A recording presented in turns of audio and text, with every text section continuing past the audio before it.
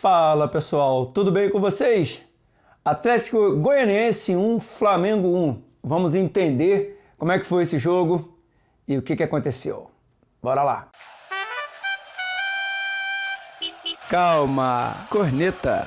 Antes da gente falar desse jogo, vamos entender todo o contexto que aconteceu antes da partida. O Flamengo embarca para esse jogo numa situação muito complicada, um clima muito pesado. A torcida foi ali protestar, um pouco de violência, os jogadores estavam realmente abalados com toda a situação. Eu até gravei um vídeo sobre isso, se você ainda não viu, dá uma olhada no card aqui em cima. E aí, com todo esse cenário, o desempenho não tem sido bom, a perda do Campeonato Carioca ainda reflete um pouco no time, os rumores ali de uma falta de sintonia dos jogadores com o treinador, diretoria sendo muito criticada, com todo esse contexto conturbado, o Flamengo estreia no Campeonato Brasileiro de 2022 e a verdade é que estreia contra uma boa equipe. O Atlético Goianiense foi campeão, goiano, ganhou de 4-0 na sua estreia na Sul-Americana. Então é uma equipe boa, é uma equipe que é muito postada em campo e o Flamengo encontrou algumas dificuldades. Mas a gente precisa entender e separar aonde essas dificuldades são culpa do treinador, ok? E aonde elas são culpa dos jogadores. Porque é muito fácil chegar aqui e só criticar. É muito fácil chegar aqui e só olhar o placar. Agora, se você não quiser entender o que está acontecendo e como pode ser resolvido, aí você está no lugar errado. Porque a ideia aqui não é a gente ficar jogando jogadores aos leões, não é a gente ficar atacando pedra de qualquer maneira sem pensar. A gente precisa pensar. A gente precisa olhar para o jogo e entender o que está acontecendo. É esse o meu papel e é isso que eu vou tentar falar com você agora. O Flamengo começa o jogo ali com uma formação já tradicional, mas observe que quando as coisas não estão boas, elas podem piorar. Não me diga. E o treinador Paulo Sousa havia escalado o Gustavo Henrique para começar pelo lado direito da linha de zaga. E no aquecimento ele já sentiu. É a segunda vez que isso acontece com o Flamengo. E aí o treinador já tem que fazer uma alteração. Ele já tem que puxar o Arão para o lado direito ali da zaga e colocar o Thiago Maia, que não havia sido relacionado. Ele faz então aquela linha de meio campo ali com o João Gomes e o Thiago Maia. Coloca o Andrés um pouco mais à frente numa posição que ele já havia jogado no jogo da estreia da Libertadores. A parte esquerda ele faz ali na zaga com o Léo Pereira, mais à frente com o Bruno Henrique e do lado direito, Mateuzinho, Arrascaeta e Gabigol lá na frente. E é importante a gente entender que essa composição ela torna a equipe mais equilibrada, principalmente quando ela perde a bola. Porém, quando a equipe recupera a bola, nós temos sérios problemas. O principal deles é a vagarosidade da transição ofensiva. O que é isso? Imagina o seguinte: você está sendo atacado e quando você recupera a bola, se você não acelera essa bola, você dá tempo para a equipe adversária baixar todas as linhas, ficar num bloco muito baixo e foi o que o Atlético Goianiense fez. Baixava a linha, como a equipe do Flamengo demorava para fazer essa transição, ela baixava a linha, jogava ali numa formação de 4-4-2, entre linhas muito pequeno, e aí não adianta, você não tem espaço para fazer esse passe vertical, para encontrar ali a linha de passe. E era essa dificuldade que o Flamengo encontrou ali no primeiro tempo. Uma transição muito lenta, um jogo muito cadenciado, ok? Porque alguns jogadores do Flamengo tecnicamente não estão bem e também há uma dificuldade em fazer o passe de primeira. O Flamengo utiliza alguns jogadores que têm por característica individual conduzir demais a bola. Exemplo, João Gomes, Thiago Maia, o Arão, o Everton Ribeiro, que depois entrou no segundo tempo, o Andrés Pereira. Todos esses jogadores têm por característica conduzir demais a bola. E quando você conduz a bola, é muito mais lento do que você fazia um passe de primeira. Você fazia ali um passe em 2 toques, recebeu e já passou. Porque a bola sempre vai correr mais rápido do que o jogador conduzindo a bola. E aí quando você tem um jogador que conduz a bola, ele está correndo e também precisa se preocupar com a bola ele vai ser sempre mais lento do que um jogador de defesa que está correndo sozinho para recompor a defesa. Logo, você sempre vai ter a defesa chegando no espaço muito mais rápido do que o ataque. Lembra que eu já falei em outros vídeos que o futebol ele é um jogo de espaço e tempo? Quando o Flamengo conduz a bola excessivamente, ele perde tempo. Logo, ele perde também espaço. E essa foi a grande dificuldade que a equipe encontrou no primeiro tempo. Se você observar, teve uma jogada que o Flamengo acelerou a transição. O Flamengo recuperou a bola na defesa e rapidamente essa bola passou para o meio-campo e rapidamente foi acionado o Bruno Henrique. E aí o Bruno Henrique chegou à linha de fundo e o Flamengo não conseguiu concluir. Mas a jogada em si, a transição foi muito mais rápida. Quando isso não acontece, o time fica encaixotado. E aí os jogadores têm muito mais dificuldade. E aí é muito mais fácil você falar que o jogador está mal. Não é só que ele esteja mal, isso até pode estar acontecendo. Mas o jogador, ele fica encaixotado. As distâncias para que ele possa trabalhar a bola são muito menores. Você não vai ter ali possibilidades no 1 contra 1.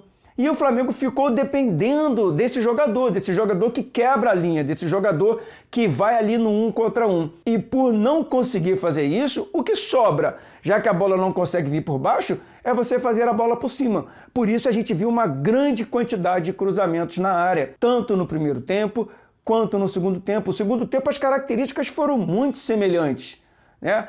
Então essa é uma grande dificuldade que o treinador precisa ainda encontrar.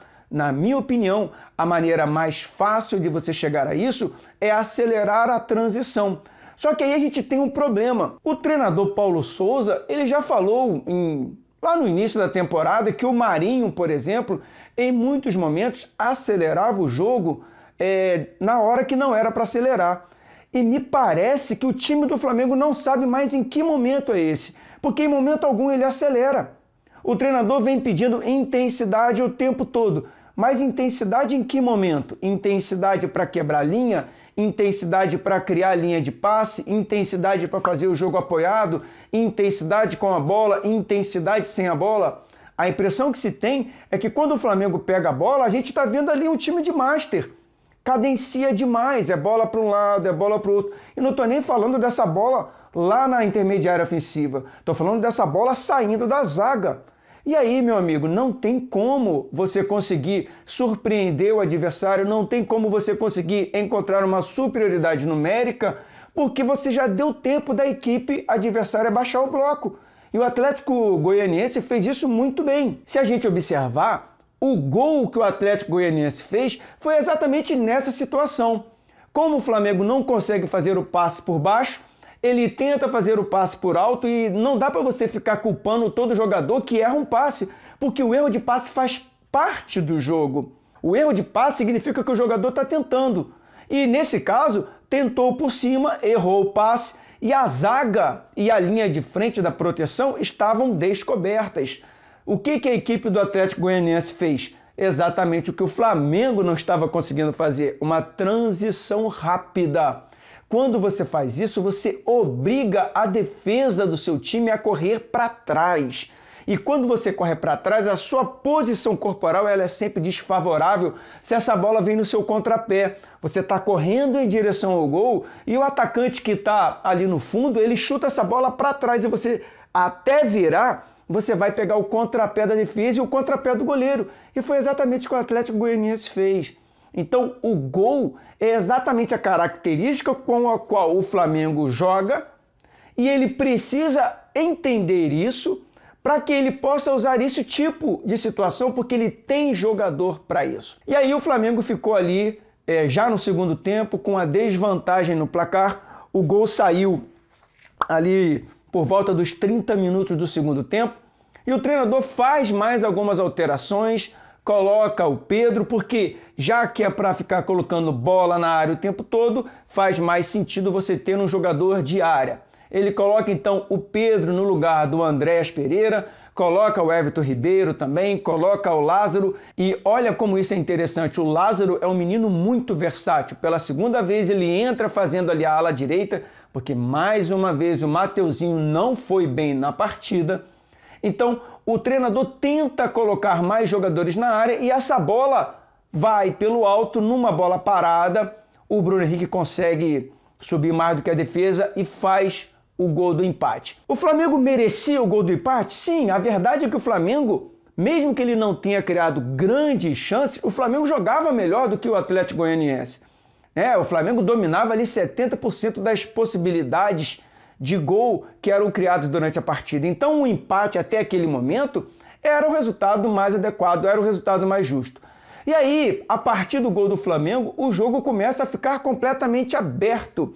E quando você tem um jogo aberto, uma característica que era muito semelhante ao Renato Gaúcho, você cria muitas possibilidades tanto de fazer quanto de tomar o gol. Eu, sinceramente, acho que isso não é a forma mais adequada de se jogar, porque você se desguarnece demais, você abre demais o seu time, a sua defesa, para uma possibilidade de um time que não estava criando. Se a gente parar para observar, o Atlético Goianiense não criou grandes jogadas, um pouquinho ali no começo do primeiro tempo e depois nada mais.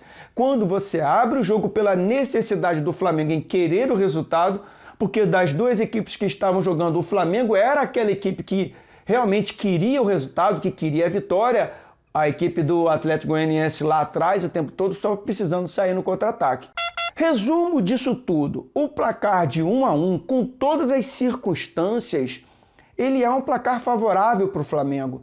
Eu sei que você queria a vitória, eu também queria, mas a gente não pode isolar todo um contexto, não pode isolar todos os fatos que estão acontecendo. E quando a maré não está boa, e ela não está, 1-1, empate é melhor do que derrota. Principalmente quando o jogo é na casa do adversário, quando o jogo é fora. Então calma, eu acredito ainda que muita coisa possa se ajustar, o empate dá um pouco mais de tranquilidade, não só para o treinador, mas para o elenco.